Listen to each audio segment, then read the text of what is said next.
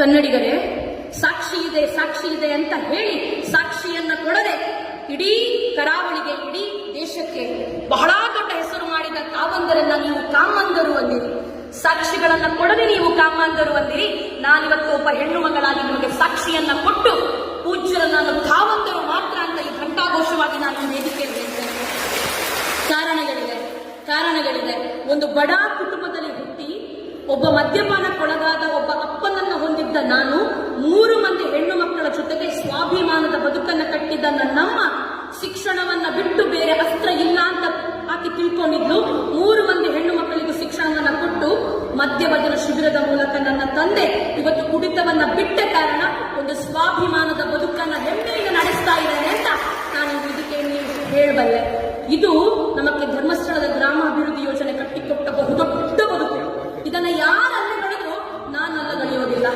ಸಂಘ ಸಂಸ್ಥೆಗಳ ಬಗ್ಗೆ, ಸ್ವಸಹಾಯ ಸಂಘದ ಬಗ್ಗೆ ತುಂಬಾ ಮಂದಿ ತುಚ್ಛವಾಗಿ ಮಾತಾಡುವಾಗ ನಾನೊಬ್ಬ ಹೆಣ್ಣು ಮಗಳಾಗಿ ಹೇಳಬಲ್ಲೆ, ಯಾವುದೇ ಡಾಕ್ಯುಮೆಂಟ್ಗಳನ್ನ ಕೊಡದೆ ಮುಕ್ಕಾಲು ಗಂಟೆ ಒಂದು ಬ್ಯಾಂಕ್ನಲ್ಲಿ ಕೂತು ಎಂಟು ಸಾಲ ಕೊರ್ಲೆ ಅಂತ ನಟ್ಟೊಂದಿಕ್ಕಿನ ಒಬ್ಬ ಬಡವನಿಗೆ ಕೂಡ ಯಾವುದೇ ಡಾಕ್ಯುಮೆಂಟ್ಗಳನ್ನ ಇಲ್ಲದೆ ನಂಬಿಕೆ ಅನ್ನುವ ಒಂದೇ ಅಸ್ತ್ರದ ಮೇಲೆ ಒಂದು ಸಂಸ್ಥೆ ನಮಗೆ ಸಾಲವನ್ನು ಕೊಟ್ಟು ಇವತ್ತು ನಾವು ಮನೆಯನ್ನ ಕಟ್ಟಿದ್ದೇವೆ, ಶಿಕ್ಷಣವನ್ನ ಪಡ್ಕೊಂಡಿದ್ದೇವೆ ಅಂದ್ರೆ ಅದಕ್ಕೆ ಧರ್ಮಸ್ಥಳದ ಗ್ರಾಮಾಭಿವೃದ್ಧಿ ಯೋಜನೆ ಕಾರಣ ಅಂತ ನಾನು ಹೆಮ್ಮೆಯಿಂದ ಹೇಳಬಲ್ಲೆ.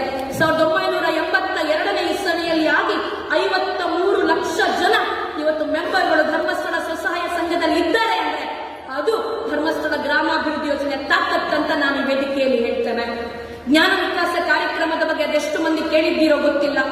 ನನ್ನ ಬದುಕನ್ನು ಕಟ್ಟಿಕೊಟ್ಟ ಈ ಯೋಜನೆಯಲ್ಲಿ ನಾನು ಇವತ್ತು ಎಷ್ಟೇ ಬಿಸಿ ಇದ್ರು ನಾನು ಧರ್ಮಸ್ಥಳ ಗ್ರೂಪ್ ಜ್ಞಾನ ಗುರುತಿಸಿ ನಾನು ಗ್ರಾಮಸ್ಥಳದ ಯೋಜನೆಯನ್ನು ನಾನು ಯಾವತ್ತಿಗೂ ಬಿಟ್ಟಿಲ್ಲ. ನಾನು ಜ್ಞಾನ ವಿಕಾಸ ಕಾರ್ಯಕ್ರಮದ ಸದಸ್ಯೆ, ಅದನ್ನು ನಾನು ಹೆಮ್ಮೆಯಿಂದ ಹೇಳ್ತೇನೆ. ಇವತ್ತು 60,091 ಟ್ರೈನಿಂಗ್ಗಳು ನಡೀತದೆ.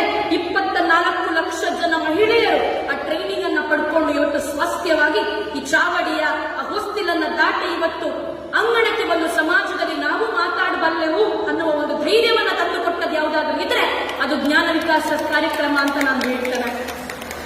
ಕೃಷಿಗೆ ನೋಡಿ, ನಾನು ಹೇಳ್ತೇನೆ, ಇವರೆಲ್ಲ ಸಾಕ್ಷಿಯನ್ನ ಕೊಡದೆ ಅವರನ್ನ ಬೇಡದ ರೀತಿಯಲ್ಲಿ ಬೈದ್ರಲ್ಲ, ನಾನು ಸಾಕ್ಷಿಯನ್ನ ಕೊಟ್ಟು ಹೇಳ್ತೇನೆ. ಕೃಷಿಗೆ 5,405 ರೈತರಿಗೆ ಯಂತ್ರಶ್ರೀ ಭತ್ತದ ಪದ್ಧತಿಯನ್ನ ಮಾಡಿ ಕೃಷಿ ನಮ್ಮ ಬದುಕಿಗೆ ಬೇಕು ಅಂತ ಹೇಳಿದ ಬಹುದೊಡ್ಡ ಯೋಜನೆಯನ್ನು ಕೈಗೊಂಡವರು ಪೂಜ್ಯ ಕಾವಂದರು ಅಂತ ನಾನು ಹೆಮ್ಮೆಯಿಂದ ಹೇಳ್ತೇನೆ.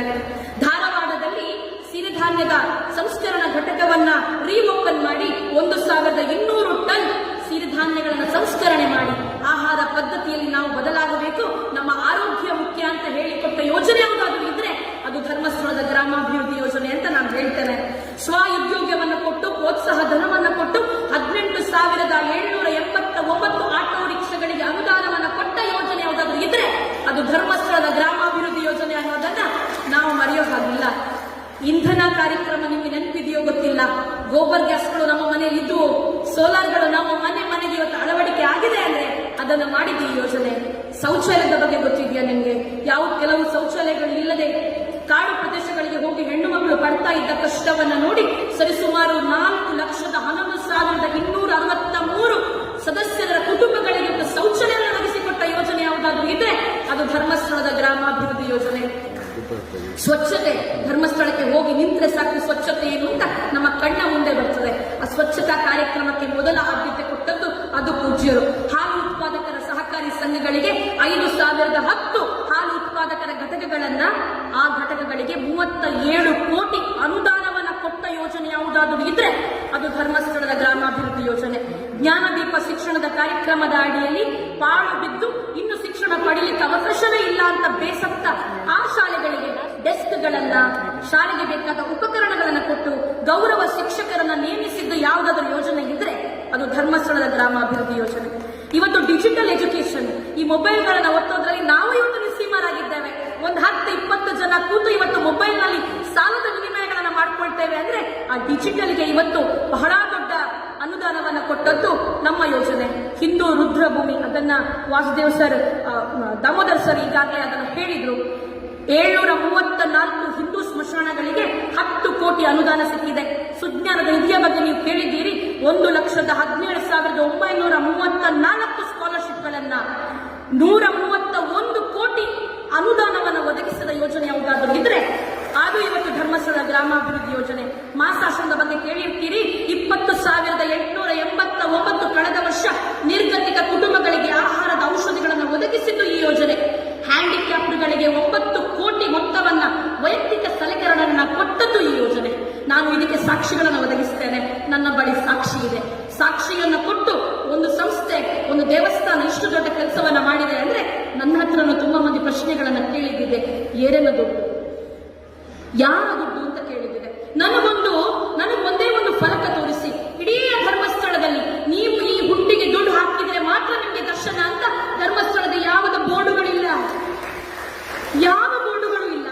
ದೇವಸ್ಥಾನಕ್ಕೆ ಸಿಕ್ಕ ಹಣವನ್ನ ಸಾಮಾಜಿಕವಾಗಿ ಖರ್ಚು ಮಾಡಬಹುದು, ಇದ್ದ ಬದ್ದ ಎಲ್ಲಾ ದೇವಸ್ಥಾನಗಳ ಬ್ರಹ್ಮಕಲಶಗಳಿಗೆ ಕೊಡಬಹುದು ಅನ್ನುವ ನಿಯಮ ಪೂಜ್ಯ ಹೆಗ್ಗಡೆಯವರಿಗಿಲ್ವಲ್ಲ. ನಾನು ಯಾವುದೇ ವೇದಿಕೆಗೆ ಹೋಗಿ ಬ್ರಹ್ಮಕಲಶದ ವೇದಿಕೆಯಲ್ಲಿ ಕೂತ್ರೆ ಒಂದು ಲೆಟರ್ ಅನ್ನ ಓದ್ತಾರೆ, ಅದು ಹೆಗ್ಗಡೆಯವರ ಲೆಟರ್ ಆಗಿರ್ತದೆ. ಈ ಕಾರ್ಯಕ್ರಮಕ್ಕೆ ನಾನು ಇಷ್ಟು ಅನುದಾನ ಕೊಟ್ಟೆ ಅಂತ ಹೆಗ್ಗಡೆಯವರು ಹೇಳಿದ್ದು ನನಗಂತೂ ನೆನಪಿಲ್ಲ. ಈ ಕಾರ್ಯಕ್ರಮಕ್ಕೆ ನನ್ನಿಂದ ಆದ ಸಹಾಯವನ್ನು ನೀಡಿದ್ದೇನೆ. ಈ ಕಾರ್ಯಕ್ರಮ ಒಳಿತಾಗಲಿ, ಸರ್ವರಿಗೂ ಸಕಲ ಭಾಗ್ಯ ಕೊಡಲಿ ಅನ್ನುವ ಒಂದು ಲೆಟರ್ ಅದು ಪೂಜ್ಯ ಹೆಗ್ಗಡೆಯಿಂದ ಬರ್ತದೆ. ನಾನು ಪೂಜ್ಯರನ್ನ ಬಹಳಷ್ಟು ಗೌರವಿಸ್ತೇನೆ. ಕಾರಣ ನನ್ನ ಬದುಕು ಬದಲಾಗಿದೆ.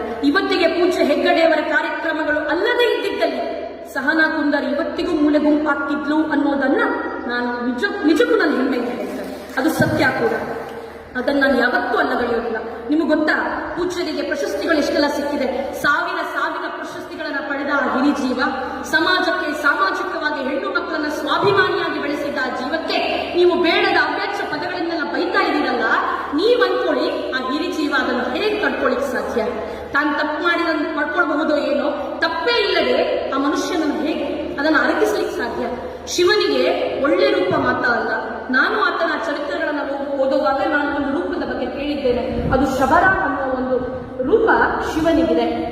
ನರಸಿಂಹನ ಆ ದೊಡ್ಡ ಕೋಪವನ್ನ ಇಡೀ ಪ್ರಪಂಚದಲ್ಲಿ ಇಡೀ 3 ಕೋಟಿ ದೇವತೆಗಳಿಗೆ ಅದನ್ನ ಯಾವಾಗ ಕಂಟ್ರೋಲ್ ಮಾಡ್ಲಿಕ್ಕೆ ಆಗ್ಲೇ ಇಲ್ಲವೋ ವಿಷ್ಣುವಿನ ರೂಪವನ್ನ, ಆಗ ಶಿವನೊಂದು ರೂಪವನ್ನ ತಾಳ್ತಾನೆ. ಅದರ ಹೆಸರು ಶಬರ. 38 ಕೈಗಳಿದ್ದವು, 4 ಕಾಲುಗಳಿದ್ದವು.